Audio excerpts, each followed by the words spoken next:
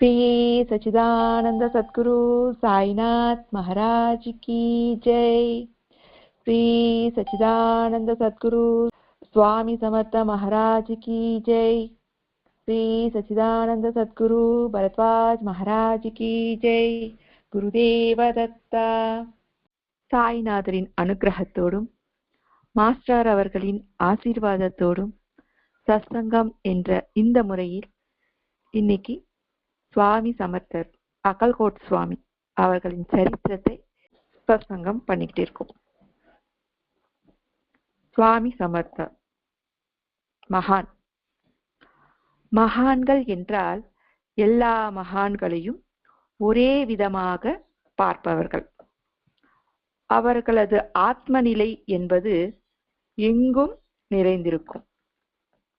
அப்போ எங்கும் நிறைந்திருப்பது ஒன்றே என்ற பாவம் இருக்கும் இல்லைங்களா? இருக்கும்போது யார் யார் தாழ்ந்தவர் என்ற பாகுபாடு வருமா? இல்லை. வேறு வேறு என்று நினைக்கும் பொழுது ஏற்றத்தாழ்வு தெரிகிறது. எல்லாம் ஒன்று என்று நினைக்கும் பொழுது அங்கு ஏற்றத்தாழ்வுக்கு இடமில்லை.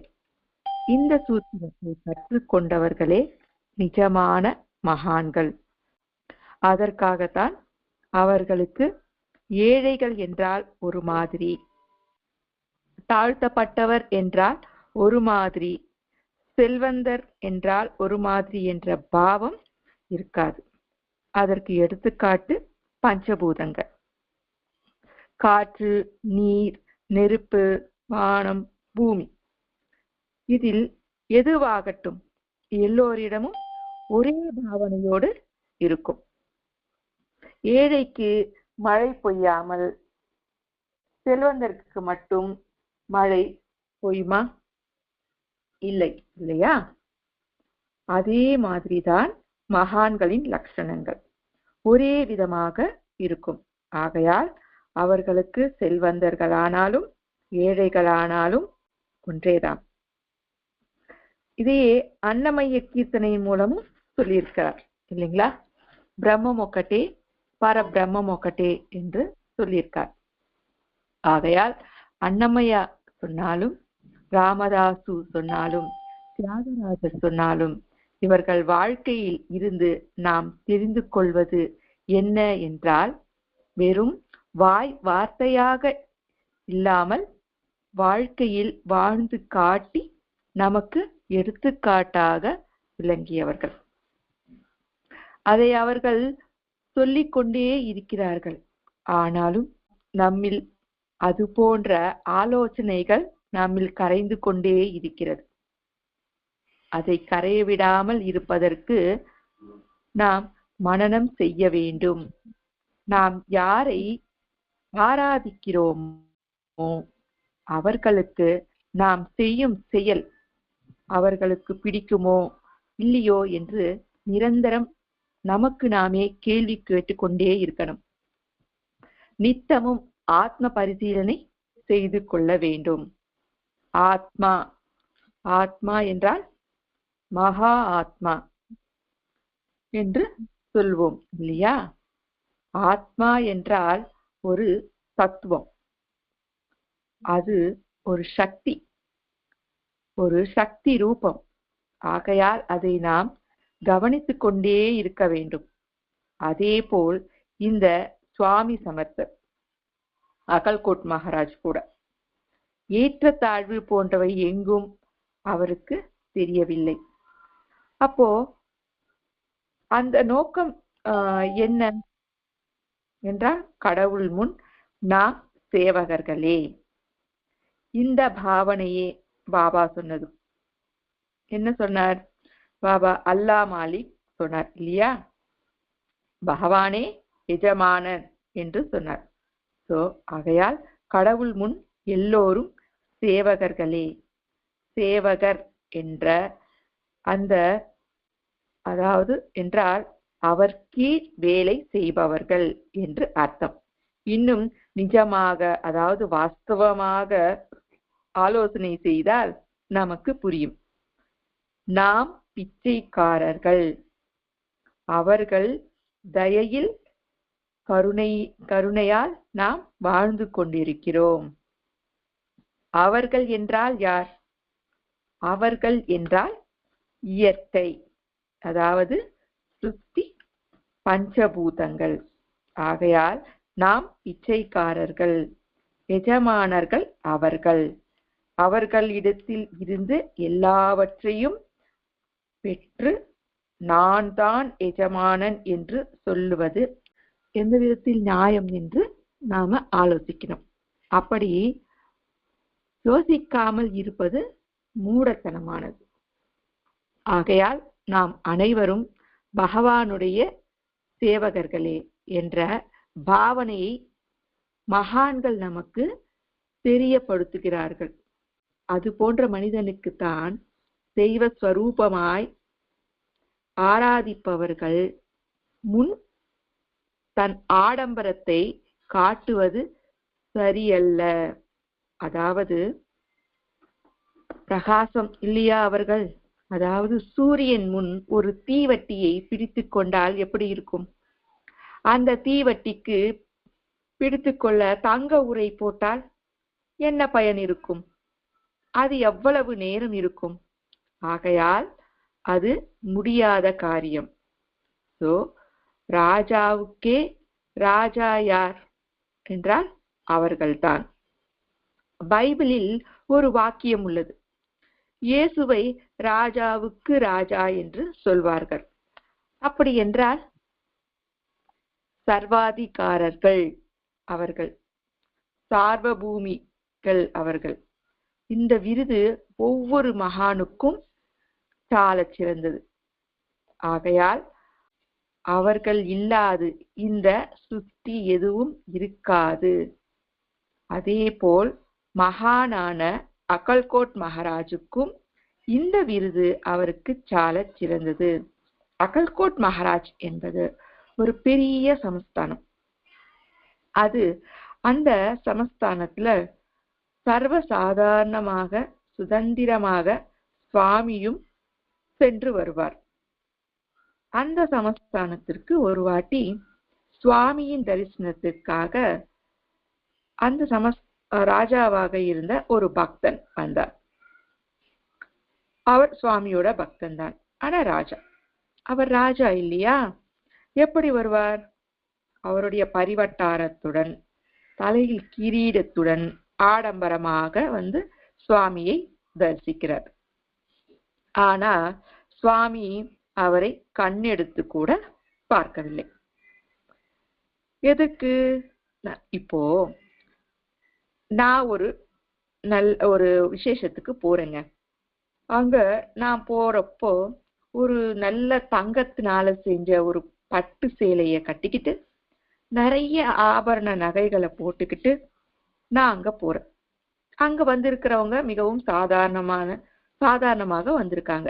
நான் மட்டும் இதையெல்லாம் அலங்கரிச்சுக்கிட்டு போனா என்ன நடக்கும்? அங்க இருக்கிறவங்க எல்லாரையும் நான் கவர்வேன் இல்லைங்களா?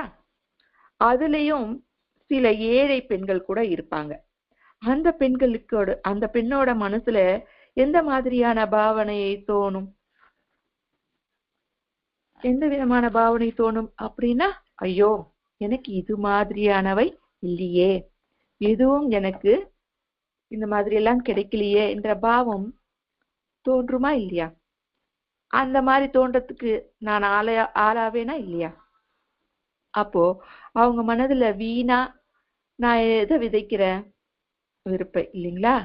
நமக்கு இல்லையே என்று வெறுப்பை நான் வரவழைக்கிறேன். ஆசையை நான் தூண்டியவடாவ. இந்த எதனால அப்படின்னா இந்த ஆடம்பர வேஷத்தினால. சரி, இந்த தங்க நகைகளாகட்டும் பட்டு சேலைகளாகட்டும் எதுவானாலும் சரி, இத நான் சொந்தமா சம்பாதிச்சேனா என்றால் இல்ல.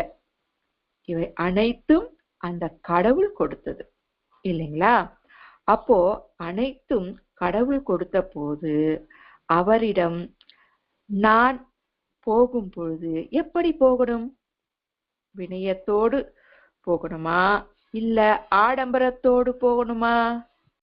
நான் என்ன சொல்லுவேன், இது கூட சொல்லுவேன். என்னன்னு நான் கர்வமா சொல்லிப்பேன்.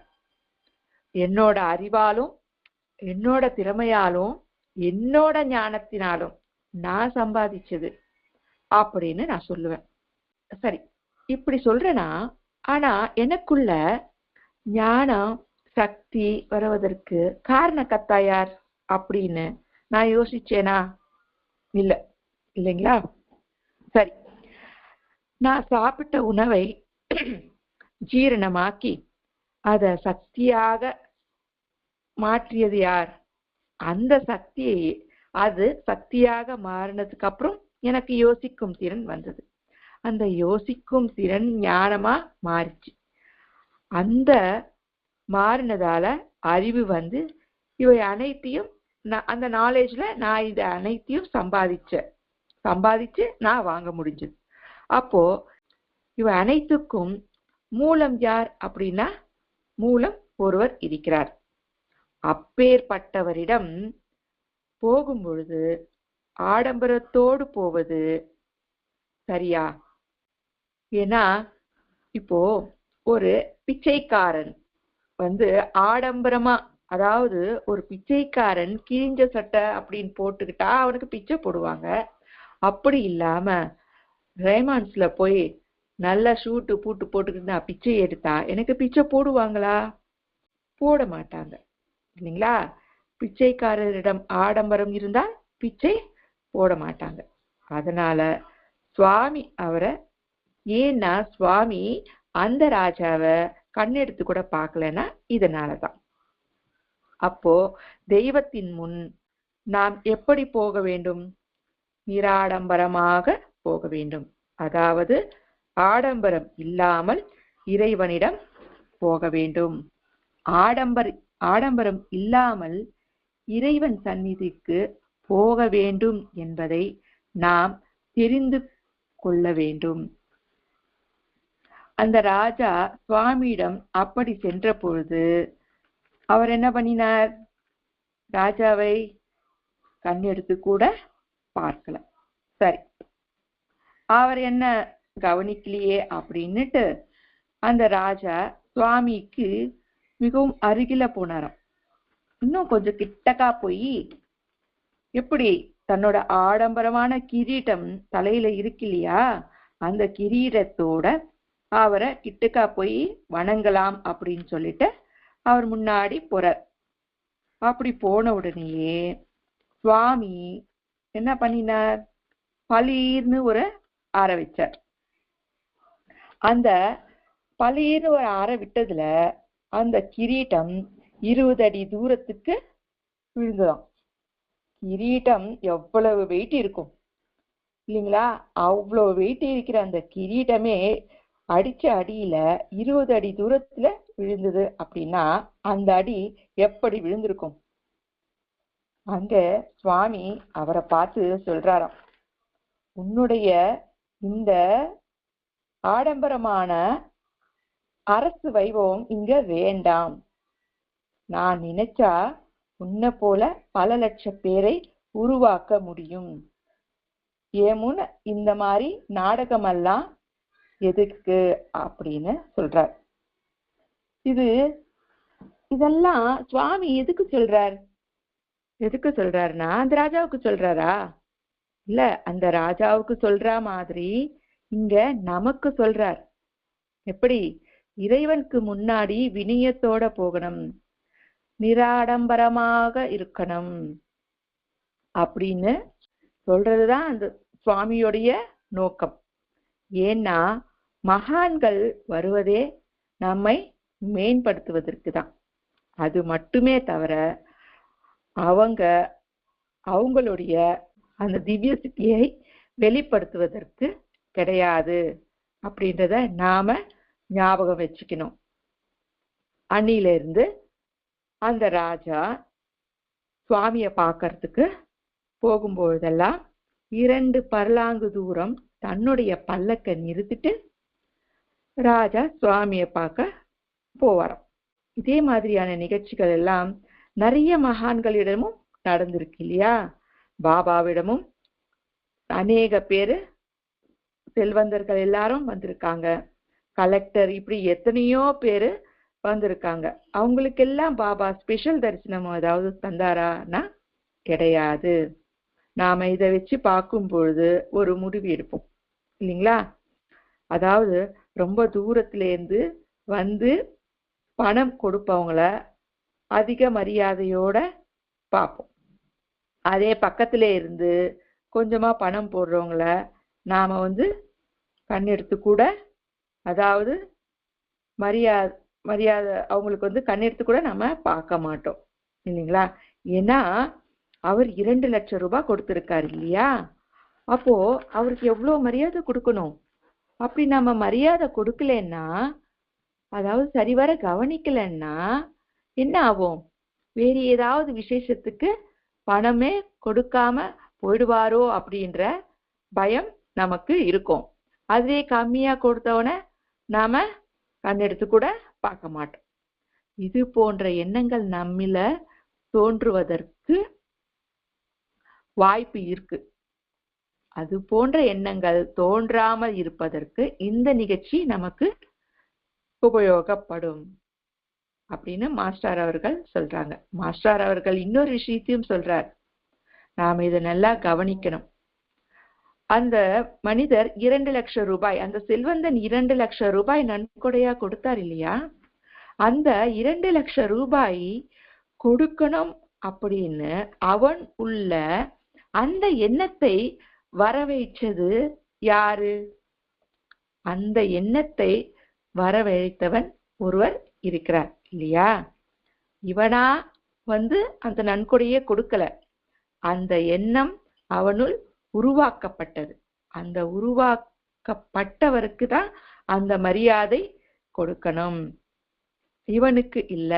அந்த உருவாக்கினது யாருன்னா இறைவன்.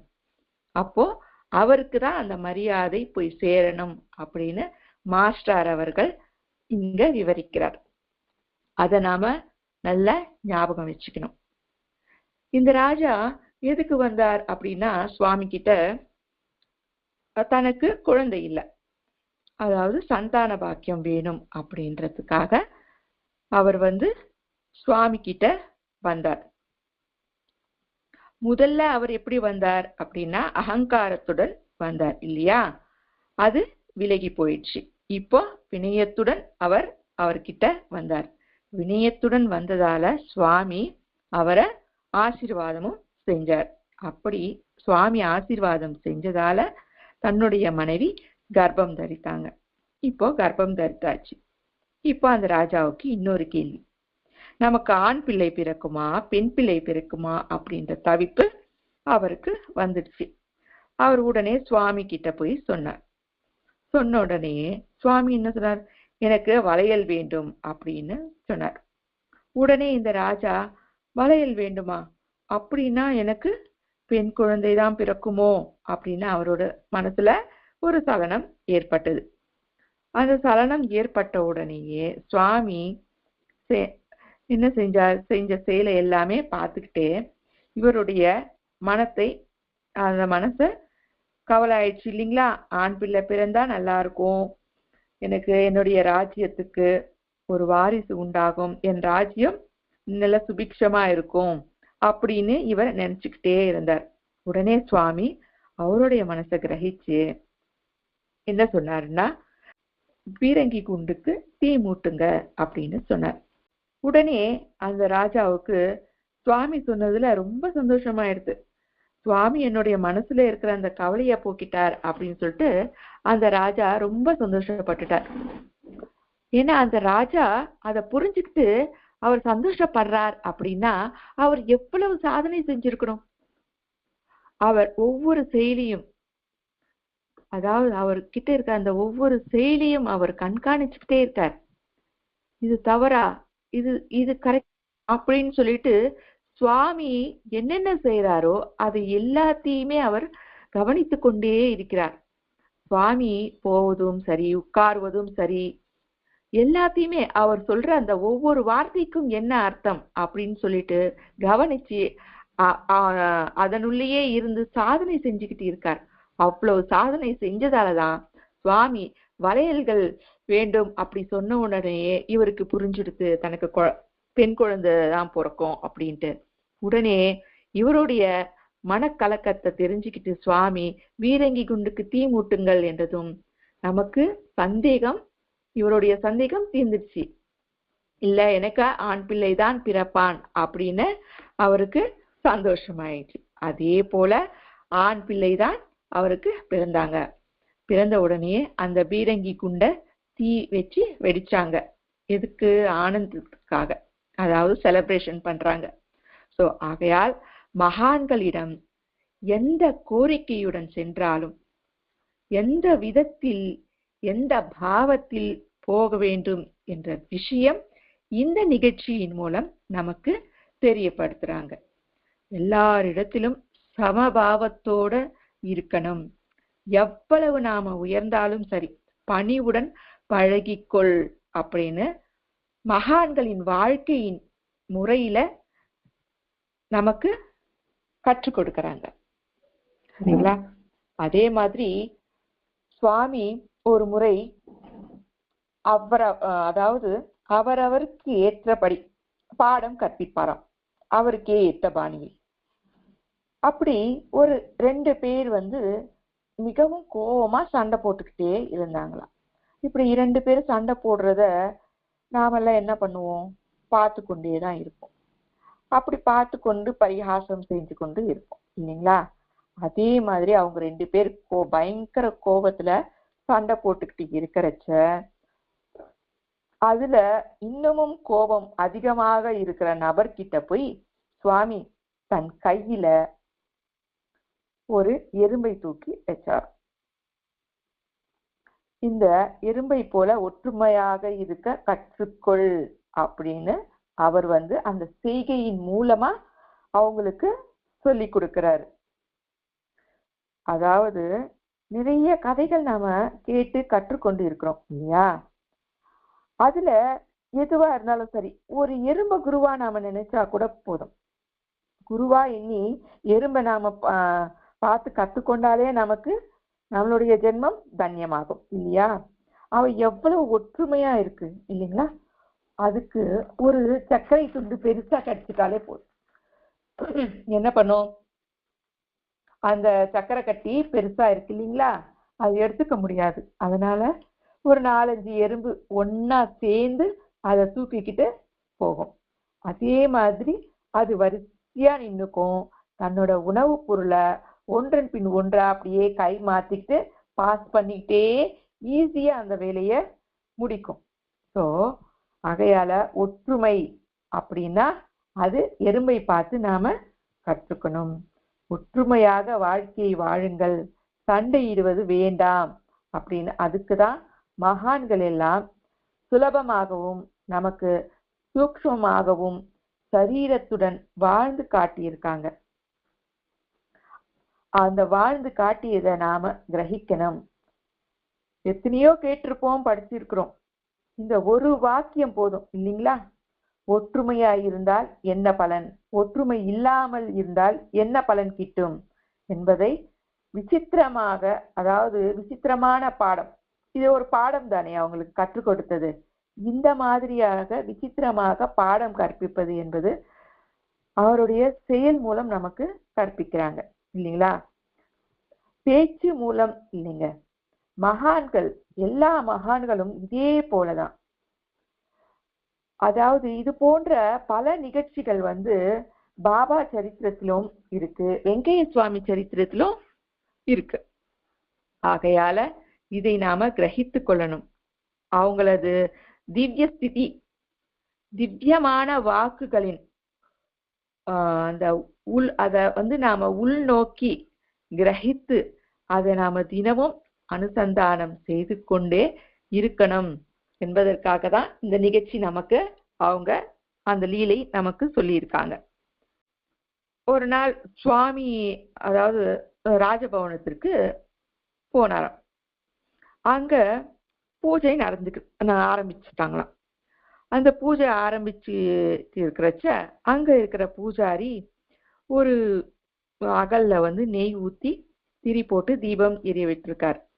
பூஜைக்கு சந்தனம் வேணும் அப்படின்றதால அவர் சந்தன கட்டையை எடுத்து சந்தனம் அரைச்சிக்கிட்டே இருந்தார்.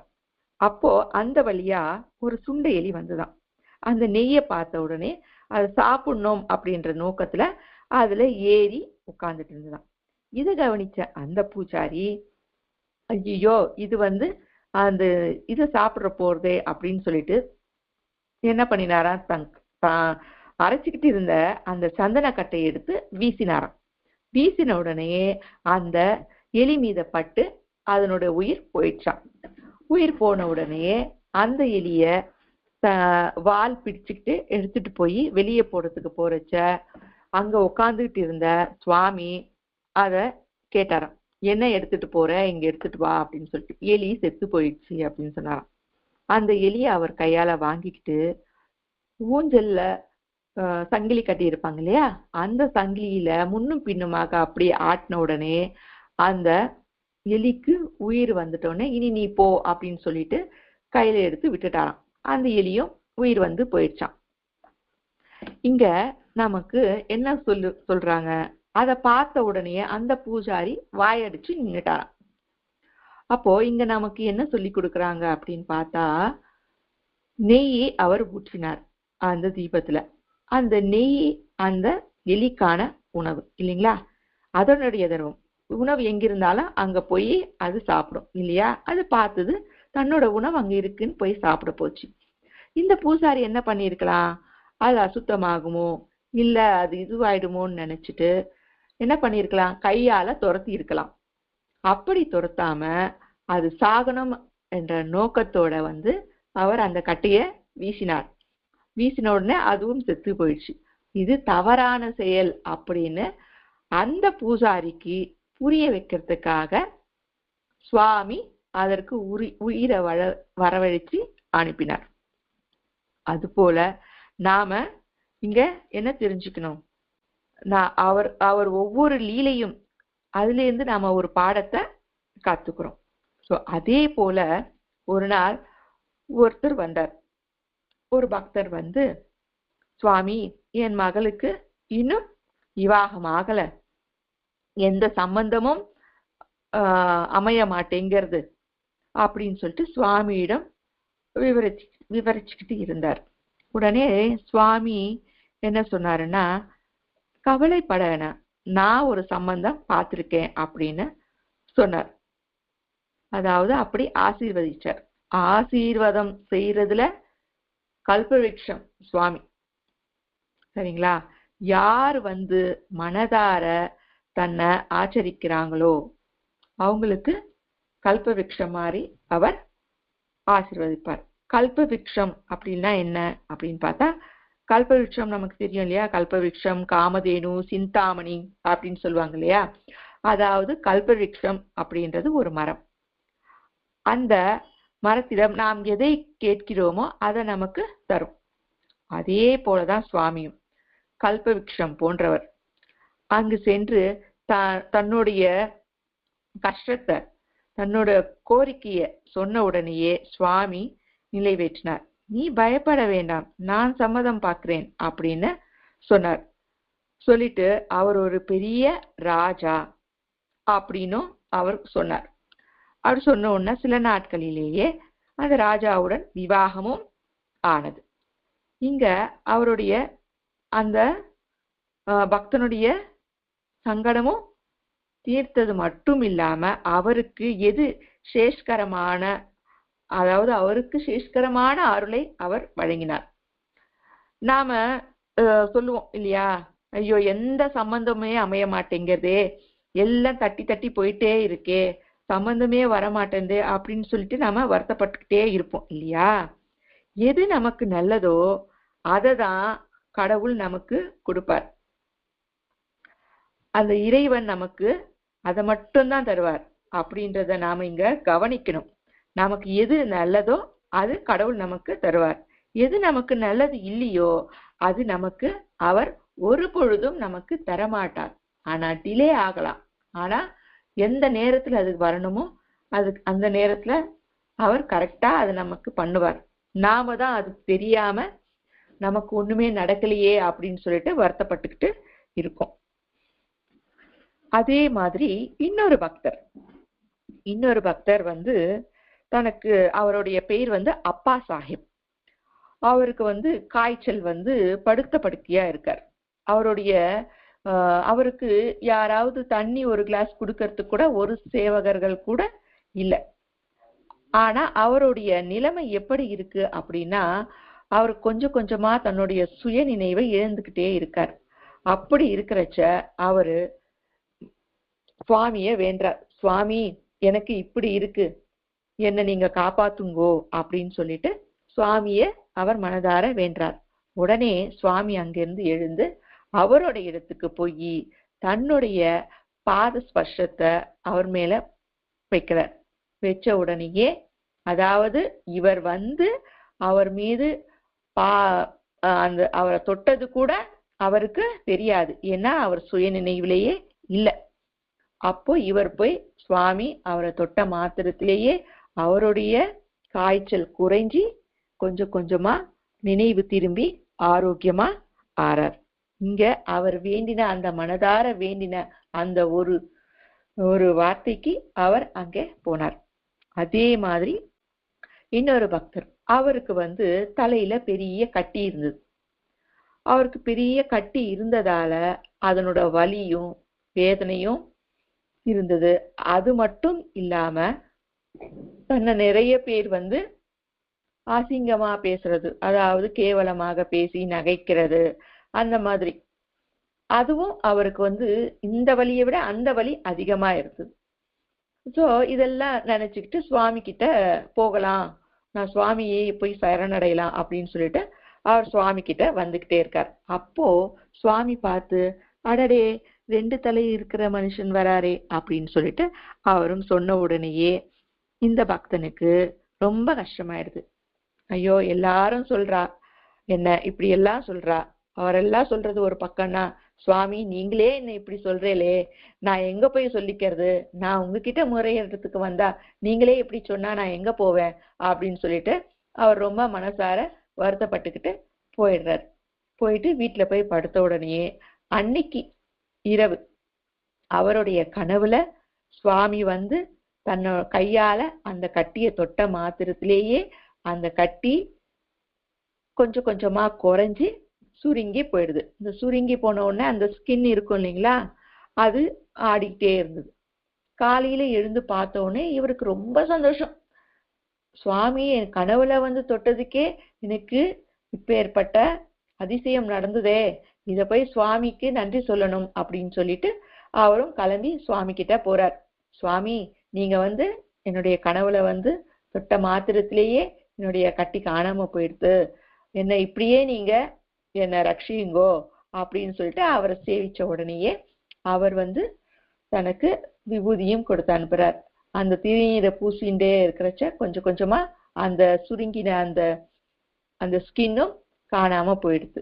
இப்படி யார் யாருக்கு எப்படி செய்யணுமோ, ஒருத்தருக்கு கனவுலையும், ஒருத்தருக்கு நேரிலையும், ஒருத்தருக்கு அதாவது பாடம் கற்பிக்கிறதுக்கு, ஒவ்வொரு லீலையா மகான்கள் செஞ்சு எல்லாரையும் நல்வழிப்படுத்துறதுக்கே தவிர யாரையும் அவர்கள் கஷ்டப்படுத்துவதற்கு அல்ல. இந்த சத்சங்கத்தின் மூலமா நாம என்ன தெரிஞ்சுக்கிட்டோம் அப்படின்னா, மகான்கள் எல்லோரையும் ஒரே மாதிரியா, எல்லா ஆத்மா, அதாவது எல்லோரையும் ஒரே ஆத்மாவாக தான் பார்க்கிறார்கள் என்பதை நாம தெரிஞ்சுக்கிட்டோம். இறைவன் இடத்துல நாம போகும் பொழுது வினயத்தோடவும் நாம ஆடம்பரம் இல்லாம அவரை வணங்கணும் அப்படின்றத நாம இங்க தெரிஞ்சுக்கிட்டோம். நமக்கு எது நல்லதோ அது அவர் என்றைக்கும் நமக்கு கொடுப்பார். நல்லது அல்லாததை என்றும் நமக்கு கடவுள் தரமாட்டார். எல்லா செல்வங்களும் நம்மிடம் இருந்தா அது கொடுத்தது அந்த இறைவனே என்ற பாவம் நமக்கு இருக்கணும். மகான்களை பார்த்து அவர்கள் வாழ்க்கை முறையை நாம பார்த்து அதிலிருந்து நாம கிரகித்து நம்ம வாழ்க்கை முறையை நாம மேம்படுத்தி கொள்ளணும் என்று சொல்லி ஸ்வஸ்தி. ஸ்ரீ சச்சிதானந்த சத்குரு சாய்நாத் மகாராஜ் கி ஜெய். श्री सच्चिदानंद सद्गुरु स्वामी समर्थ महाराज की जय। श्री सच्चिदानंद सद्गुरु भरद्वाज महाराज की जय। गुरुदेव दत्ता।